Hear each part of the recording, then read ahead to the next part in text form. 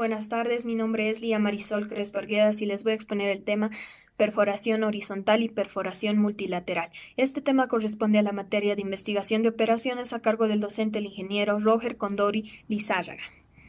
Dentro de los puntos que veremos en esta exposición son la introducción, los objetivos y el marco teórico, dentro del cual veremos la perforación horizontal y la perforación multilateral. En la introducción. En los últimos años, la industria petrolera se ha preocupado más en conseguir un campo gigantesco de hidrocarburo y no así en aumentar el factor de recuperación de estos campos. Es así que nace la perforación direccional para aumentar este factor y para perforar en locaciones inaccesibles, en fallas, en domos salinos y cuando existe alguna problemática en la perforación vertical convencional. Estos se pueden dividir en pozos tangenciales, los cuales a su vez pueden ser de tipo S y tipo J, en pozos de reentrada, en pozos horizontales, en pozos de alto ángulo y en pozos multilaterales. En esta exposición solo veremos a los horizontales y a los multilaterales. Dentro de los objetivos tenemos principalmente describir las características, la importancia de su aplicación, su clasificación, las ventajas y desventajas y los criterios para el diseño que se deben tomar en cuenta dentro de la perforación direccional horizontal y multilateral. Dentro de los objetivos específicos tenemos definir qué es perforación horizontal y multilateral, conocer la clasificación de estas perforaciones, mencionar cuáles son las ventajas y las desventajas de estas y reconocer los criterios de diseño de perforación direccional. Dentro del marco teórico vamos a ver primero la perforación horizontal. Dentro de la historia de la perforación horizontal tenemos que en 1891 John Campbell Smalley en Estados Unidos hizo el uso de ejes flexibles para rotar barrenas de perforación. Es así que se perforó el primer pozo direccional en Tucson, Texas, con la producción de petróleo. Más tarde se implementó esta técnica en Pensilvania y en la Unión Soviética. En Bolivia se implementó en 1997 con la empresa petrolera YPFB Chaco en la ciudad de Santa Cruz con el campo Patujuzal. En 2003 también YPFB presentó un estudio sobre las exploraciones de gas shale en Chaco boliviano, pero no obtuvo buenos resultados. En agosto de 2018, YPFB y Cambria Energy realizaron la exploración de gas no convencional con la técnica de fracking en el pozo Ingre X2 en Chuquisaca. Aún se esperan resultados de estos estudios. Es así que podemos decir que un pozo direccional horizontal es el proceso de dirigir la barrena durante la perforación a una dirección y orientación aproximadamente de 90 grados, pero también puede ser de 86 grados. Respecto a la vertical, el funcionamiento de esta perforación se lo realiza con perforación rotatoria en el que la sarta de perforación se hace girar en superficie. Esta es la parte vertical inicial. Se perfora también utilizando un motor hidráulico montado encima de la broca y accionado por el fluido de perforación. La broca gira por el motor hidráulico sin girar la tubería de perforación y la dirección del agujero se logra con el motor de fondo. Dentro de las ventajas de esta perforación tenemos que permite incrementar la productividad y mejorar el recobro final en áreas de aceites medianos, pesados y extrapesados.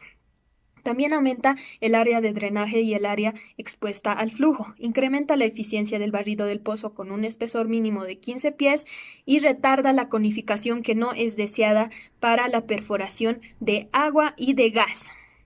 También nos permite utilizar un fluido de perforación de menor densidad. Dentro de las desventajas tenemos de que requiere mayor tiempo de equipo en pozos verticales, nos presenta una dificultad para la toma de núcleos y la corrida de registros. Las opciones de determinación son limitadas porque están todavía en estudio y posee un alto costo. Es por eso que esto solo se lo aplica en pozos verticales que no han sido rentables. Dentro de la clasificación de estos pozos tenemos al lateral apilado, al lateral sencillo, al pozo de alcance extendido, al multilateral, al pozo de reentrada. Dentro del lateral apilado tenemos una perforación con dos ramales, cuya inclinación llega a ser mayor a 80 grados. Dentro del lateral sencillo solo posee un ramal y su inclinación llega a ser mayor a 80 grados. Dentro del pozo de alcance extendido tenemos que Su extensión puede ser hasta 5 kilómetros y puede ser simple con un ramal o puede ser multilateral. El multilateral es un agujero primario y uno o más agujeros secundarios que parten de este primario, como se ve en la figura. Tenemos a los pozos de reentrada. Estos pozos son perforados desde pozos que ya han sido existentes. Dentro de las técnicas especiales de los ramales tenemos al radio ultracorto. Estos varían generalmente de 1 a 2 pies y con un ángulo de 45 grados a 60 grados. Estas poseen las ventajas de que son efectivos en formaciones suaves y fáciles de penetrar como arena de crudos pesados y bitumen. Dentro del radio intermedio tenemos que varían de 20 a 40 pies con variaciones en su ángulo de 2 grados a 5 grados por pie. Su desventaja de este radio es que se completa únicamente a un hoyo abierto. Tenemos al radio medio. Este varía de 300 a 800 pies, con un ángulo de 6 grados a 20 grados por cada 100 pies. Su desventaja es que no aplica para formaciones superficiales y delgadas. Dentro del radio largo tenemos que varía entre 1000 a 3000 pies y su ángulo de 2 grados a 6 grados por cada 100 pies. Su extensión horizontal puede llegar a ser entre 1000 a 4000 pies. Ahí podemos ver mejor la diferencia entre los radios largos, medios y cortos. Tenemos los peligros de la aplicación de esta perforación, que puede ser por agentes químicos de fracturamiento hidráulico, la contaminación de los acuíferos, la tala de árboles cuando se realiza el transporte de estos por los oleoductos, el daño a la salud de estos agentes químicos. Ahí podemos ver que por el fracturamiento hidráulico se puede llegar a contaminar algunas aguas residuales y por el desecho de estos químicos puede llegar a causar daños en la salud y en la vida silvestre.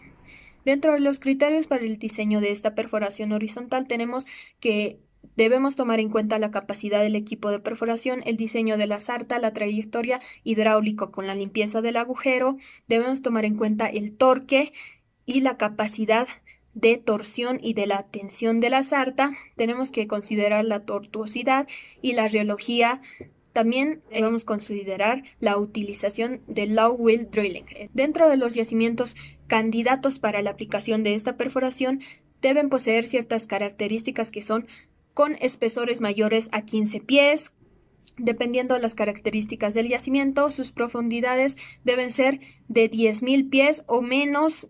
Tiene que tener una buena caracterización y también se debe tener información de los núcleos. Ahora veremos la perforación multilateral.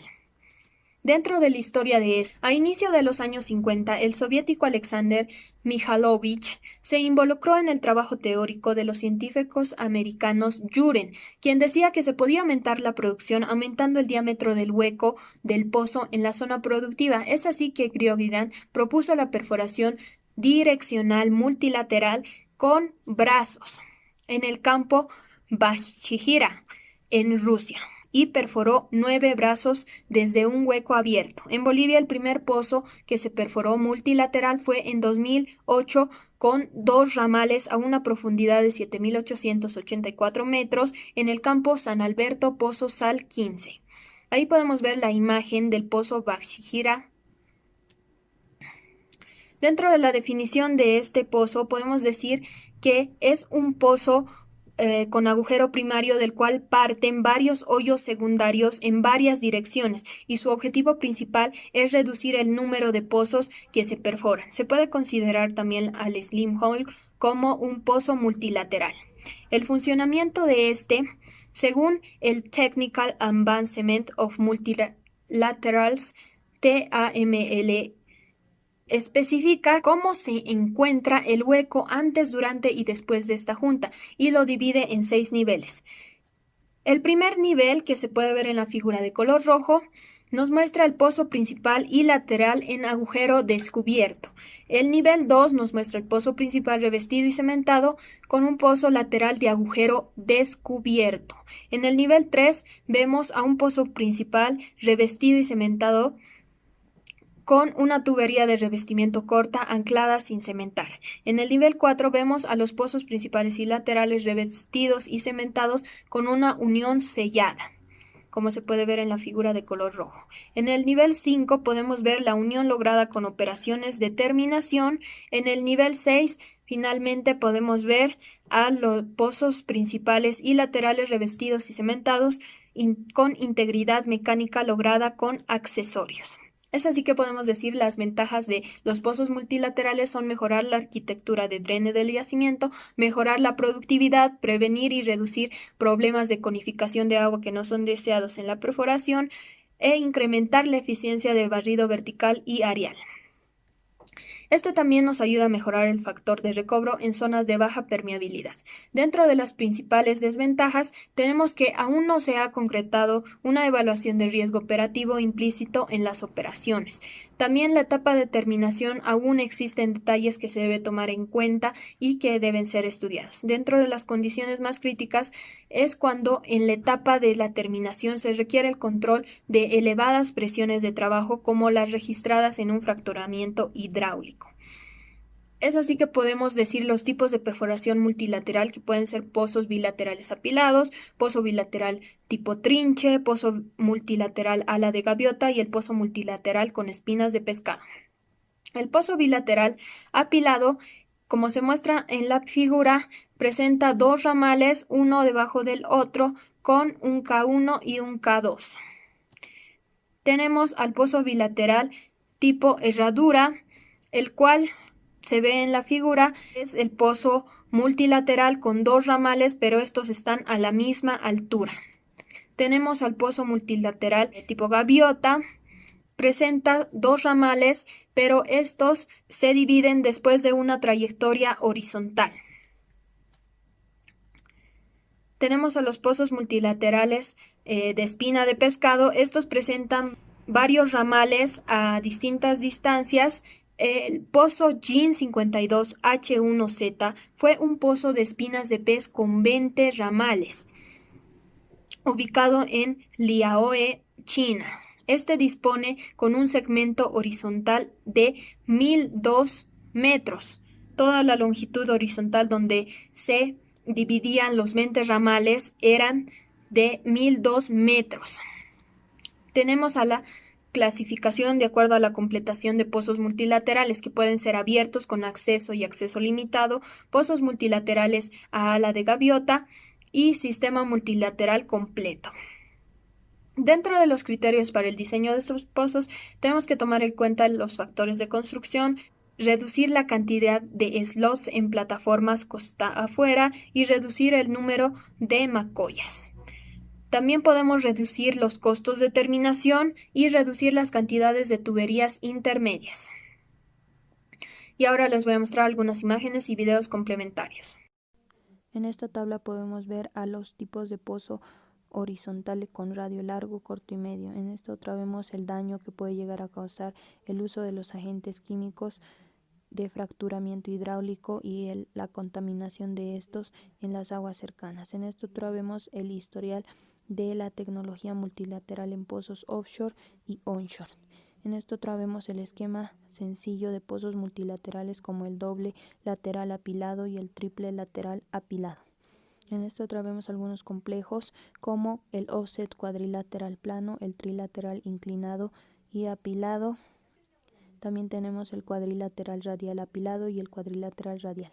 Vemos el procedimiento de una perforación multilateral, la cual se realiza primero el pozo primario para luego realizar los pozos laterales a los costados. Esto lo realiza con herramientas deflectoras.